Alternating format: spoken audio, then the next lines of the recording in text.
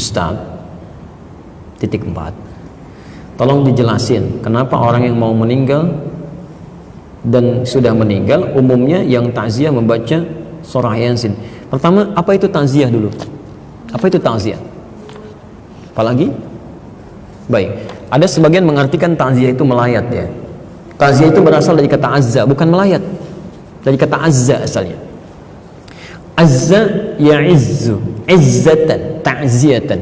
Azza itu sesuatu yang tinggi, terangkat, menopang, mendorong. Azza. Kalau ditambah dengan tak depannya, ujungnya ditambah ya menjadi takziah, itu huruf taknya menunjukkan makna usaha yang serius. Jadi usaha yang sungguh-sungguh untuk mengangkat, mendorong, menaikkan lagi sesuatu yang turun. Kenapa takziah dinamakan dengan takziah? Pesan Nabi-nya 2. Dengan takziah itu, 1, kita bisa mengangkat amalan orang-orang meninggal itu supaya bisa terangkat lagi, sehingga disampaikan kepada orang-orang yang belum meninggal dunia untuk diketahui. Makanya Nabi berpesan, uzkuru mahasina mautakum. Kalau ada yang meninggal dunia, ayo angkat kebaikan-kebaikannya. Jadi aibnya tutup, kebaikannya angkat. Bukan dibicarakan buruknya. Makanya kita minta kepada Allah untuk berlindung dari keburukan fitnah saat meninggal. Jadi ada orang, maaf ya, hidup dibicarakan, meninggal pun jadi gunjingan juga. Ada yang begitu. Ya, coba cek Abu Jahal, Abu Lahab dan abu-abu yang lainnya itu sampai sekarang sudah 15 abad yang dibicarakan keburukannya aja. Dan kita diminta oleh Nabi berlindung pada Allah. Ada di hadis Muslim nomor hadis 588. 4 hal kita ucapkan. Allahumma inni a'udzubika min azabi jahannam wa min azabil qabri wa min fitnatil mahya wal mamat, dan fitnah saat hidup atau saat meninggal dunia. Jadi disinilah ketika ada orang meninggal dunia, tolong Bu ya, Pak, jangan diungkap aibnya, jangan disebutkan, ungkap kebaikannya aja, angkat lagi. Sehingga ketika kebaikannya diangkat, kemudian jadi inspirasi bagi orang-orang yang mungkin bertakziah saat itu, dia disampaikan. Dari situ kemudian diamalkan. Ketika orang ini mengamalkan dari inspirasi yang terdengar tadi, maka yang meninggal dapat royalti pahalanya, bagian dari pahala itu.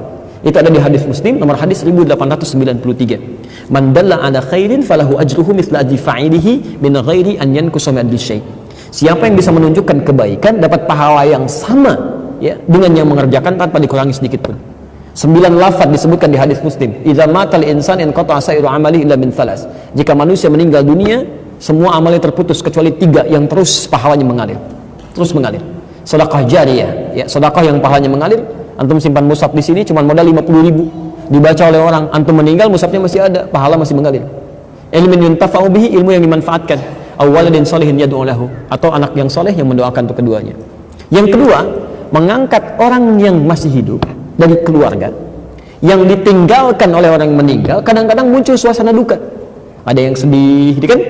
Ada yang kadang-kadang masih sedikit menyesuaikan. Antum datang, memberikan hiburan di situ, nyampaikan kesabaran untuk ditinggalkan satu orang. Kita datang ribuan orang ke sini, ratusan orang ke sini, kita menjadi keluarga baru. Lihat, kata Nabi, perhatikan orang itu, barangkali dapurnya belum ada asapnya, sampaikan, bukan dibebani, tapi bantu dia untuk berkembang supaya dia bisa kuat kembali.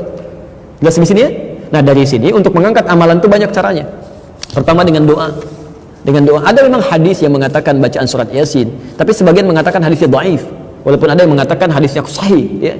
Tapi kalau saya punya prinsip begini, kalau ada hadis yang diperdebatkan, mendingan ngambil hadis yang tidak diperdebatkan. Udah, lebih selamat, lebih tenang gitu kan. Apa hadis yang tidak diperdebatkan? Salah satunya doa. Ada di Al-Adabul Mufrad nomor hadis yang ke-44, posisinya paling kanan sebelah atas. Karangan Imam Al-Bukhari. Imam Al-Bukhari menulis kitab namanya Al-Adabul Mufrad. Jadi khusus terkait dengan akhlak dan adab dalam kehidupan. Itu tidak sedikit hadis tentang berbakti pada orang tua sampai meninggal dunia. Di hadis itu disebutkan saat seorang anak beristighfar saja, memohon ampun ya kepada Allah untuk ayah yang telah meninggal dunia, tiba-tiba di alam kuburnya diberikan oleh Allah, diangkat 1 derajat. Sampai dia berkata, ya Rabb, mahadhi, ya Allah, apa ini? Dijawab kemudian, hadhi istighfarun, ini adalah kalimat istighfar yang dimohonkan oleh anakmu sekarang untukmu. Sekarang.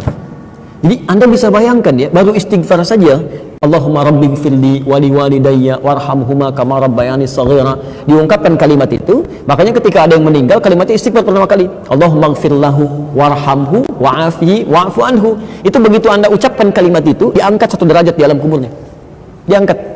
Belum doa. Makanya kata Nabi di hadis sahih riwayat Al-Bukhari menyampaikan, ithnani bima ma'na, 2 hal yang diharapkan oleh orang meninggal. Yang pertama, al-istighfaru lahu, permohonan ampunan untuknya. Yang kedua, ad-du'a bil khair. Ya, jadi silahkan selepas sholat berdoa. Apalagi orang tua, nggak ada mantan orang tua. Ya, saya selalu katakan, Quran itu memberikan pesan. Maaf ya, keterlaluan kalau ada anak misalnya, maaf, dalam hidupnya nggak bisa berbuat baik, saat meninggalnya pun nggak bisa mendoakan. Bahkan kata Quran, kalau orang tuanya masih ada, walaupun usia anaknya lebih daripada 40 tahun, misal, anaknya usia 70 tahun, orang tuanya 100 tahun, masih ada orang tuanya. Itu minimal, tetap harus berbakti dengan mendoakannya. Itu ada di Quran, surah ke-46, ayat 15. Bahkan mendoakannya yang baik-baik. Ya Allah, hamba bersyukur atas nikmat yang diberikan pada hamba saat ini. Di balik segala kenikmatan itu, ya Allah, mohon berikan semua pahalanya untuk orang tua saya juga. Berikan kebaikan untuk orang tua saya juga. Karena barangkali kesuksesan yang Anda raih itu cuma 30% hasil kerja keras Anda. 30%. 70% yang mungkin orang tua yang menangis dulu, ibu yang sambil tahajud nangis, bapak yang sambil mencangkul di sawah dengan peluh keringatnya berdoa, ya Allah, anak saya jangan sampai begini ya Allah. Satu singkong dibagi 16 orang. Mohon jadikan dia lebih baik daripada saya. Berikan kenikmatan dalam hidupnya. Itu yang menjadikan Sayyidah Hajar bolak-balik Safa Marwah, yang mendapatkan airnya anaknya, tapi yang kerja keras kan ibunya.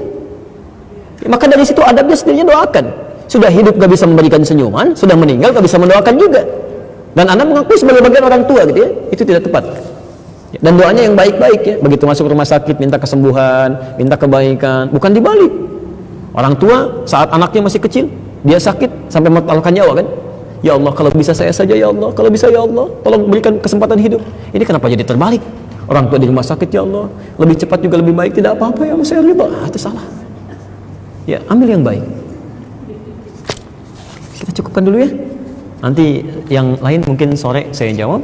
Insya Allah jam 6:30 kita ada AKS Al-Quran Sunnah Solution yang tersambung dengan Akhyar TV ya. Kita live nanti insya Allah dan bisa interaktif. Jadi kalau ada pertanyaan yang bisa disampaikan via line telepon, jadi silakan bisa dihubungi saja. Dan mudah-mudahan Allah berikan kebaikan-kebaikan. Kalau malam tidak terbacakan, atau pertemuan selanjutnya insya Allah saya sampaikan kembali. Kita mudah-mudahan bisa diberi izin untuk Kamis ya, untuk di sini insya Allah. Baik. Sekira itu ibu dan bapak sekalian, saya mohon izin, saya sholat asar masih ada sekitar 25 menit. Saya mungkin tidak di sini, ada di tempat lain ya. Mudah-mudahan satu saat nanti bisa juga bersama-sama sholat asar di sini. Terima kasih. Subhanakallahumma wa bihamdika asyhadu an la ilaha illa anta astaghfiruka wa atubu ilaik. Wa akhiru da'wana alhamdulillahirabbil alamin. Assalamualaikum warahmatullahi wabarakatuh.